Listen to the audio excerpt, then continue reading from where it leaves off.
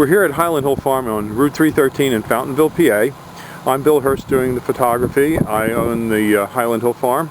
And this is Mike Lewis of Lewis Wholesale Nursery. Mike is one of the premier growers that we use here at Highland Hill Farm. We also grow a lot of arborvitaes, but we are supplied by Mike. He's right across the street from our nursery and our operation.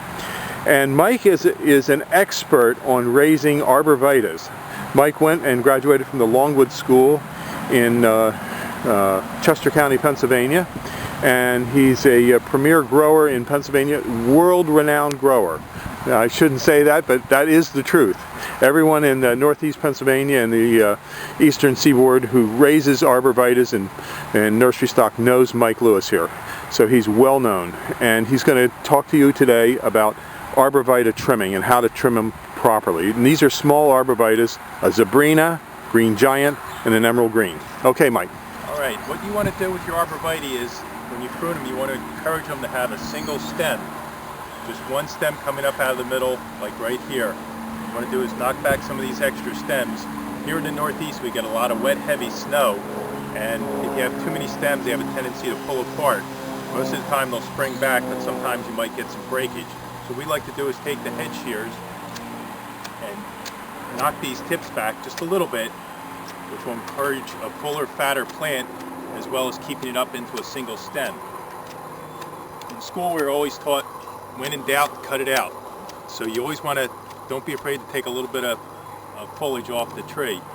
Here, none of these plants, branches will come up into a single stem anymore, or into a multiple stem. You cut them back, this stem will dominate. Here on the green giant, we're going to do the same thing. Just, this is a fairly full plant, so we're just going to tip it back all the way around to make a nice, fat, heavy plant. On green giants, we get a lot of vigorous growth, so you always want to make sure you just knock your tips back just a little bit, because they'll stretch out because they grow so fast. On the emerald greens, it's a much fatter, fuller plant, so you don't have to shear them nearly as hard. Just tip them back, go around the plant, and again, you have a couple little stems developing here. Just trim it back, so you just have one stem coming up to the top, and that'll make a nice full plant, which is what you want. Okay. That's it. Have a good day at Highland Hill Farm. Okay, thank you very much, Mike. We'll see you.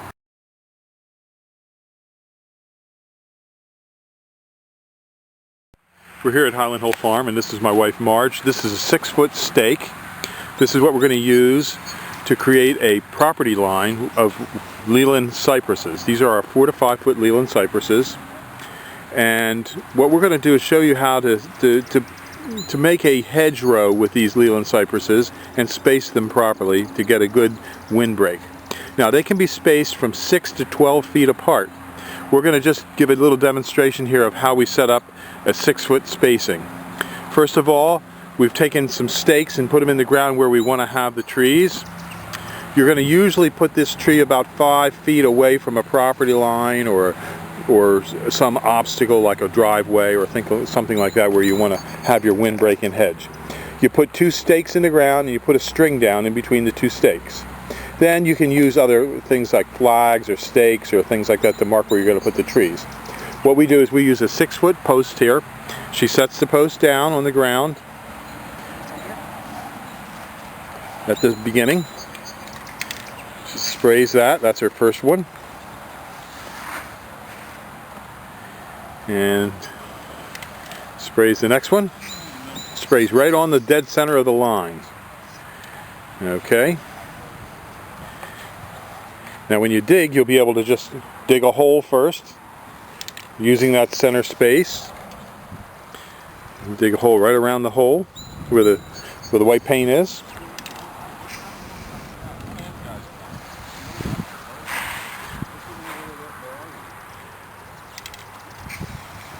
Okay, now what we do is we take this string away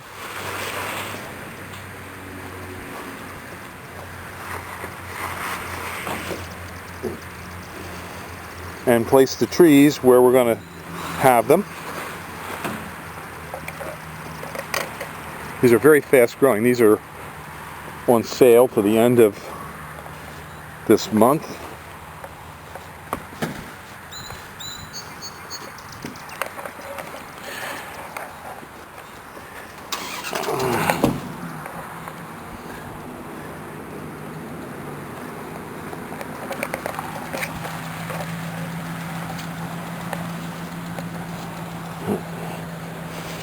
And that's about what the spacing will look like at 6 foot.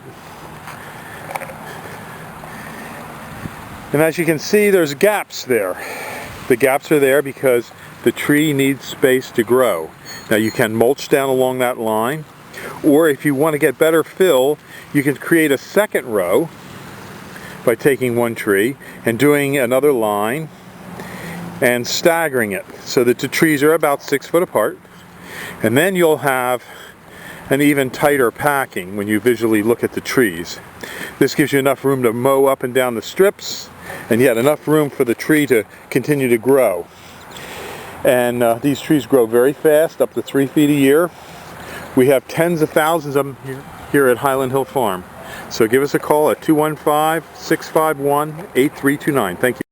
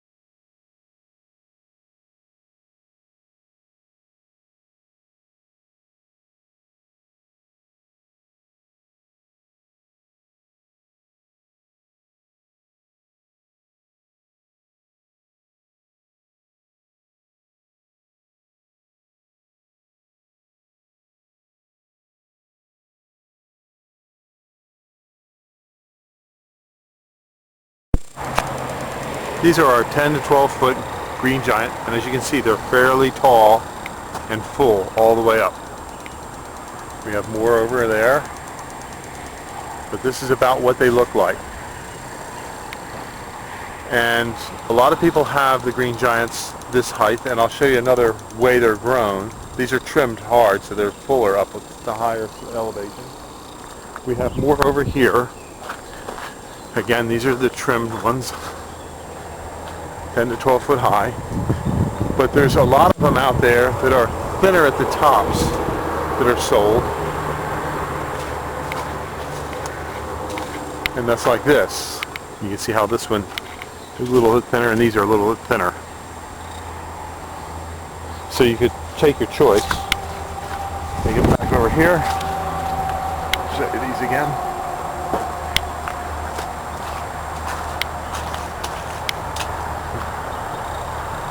These are a little bit thinner. Some of these are a little thicker and fuller at the base. Okay, these are 10 to 12. We have this one here, which is going to be thinner at the top, and this one here, which is going to be fuller at the top. This has been trimmed harder.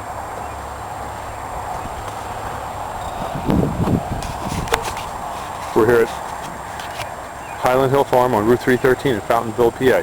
These have about a 32 or 28 inch to 30 inch basket on them. These are a pretty good idea of what we have here.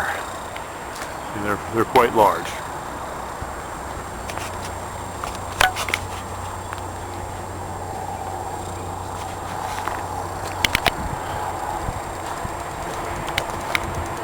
Again, there's sort of what they look like when they're in a row.